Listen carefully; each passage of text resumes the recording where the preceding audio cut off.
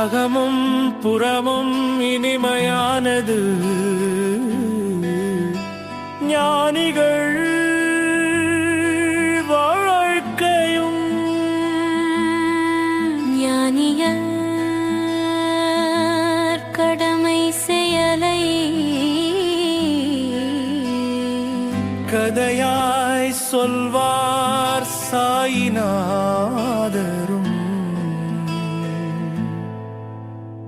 குழந்தையின்றி தவித்தாரே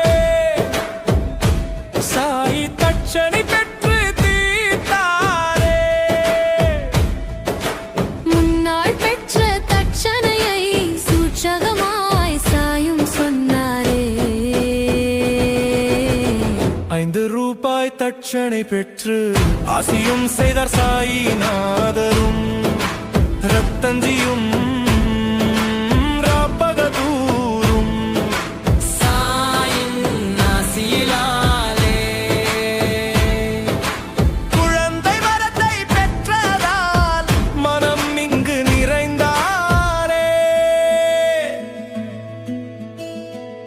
பக்கிரியாய் வாழும் சாய்க்கு தட்சணை பணமும் அதன் சூட்சமம் என்னவென்று மக்கள் நினைத்தாரே.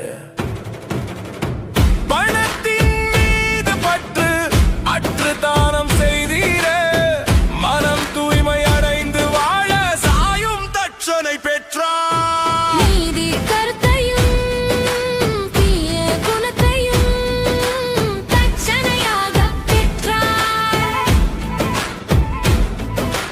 பணமாய் பெற்ற தட்சணையை ஏழைக்கும் பகிர்ந்து தந்தார். எல்லோரிடமும் கேட்பதில்லை தட்சணையை. வற்புறுத்தி வைத்தால் சாயும் பெறுவதில்லை. சாயி ஏற்கும் தட்சணைக்கு பல 100 மடங்காய் பலன் அளிப்பார் தட்சணை தந்த பப்பருக்கே. ஆன்மீக வாழ்விற்கு தடையான பெண் பொன்னாசையை சோதனை வைத்து அறிவார். புண்ணியாத்மா சாயிநாதரும் தட்சணை பெற்று பப்பர் வாழ்வையும் உயரச் செய்ய வாழ்த்தவும் செய்வார்.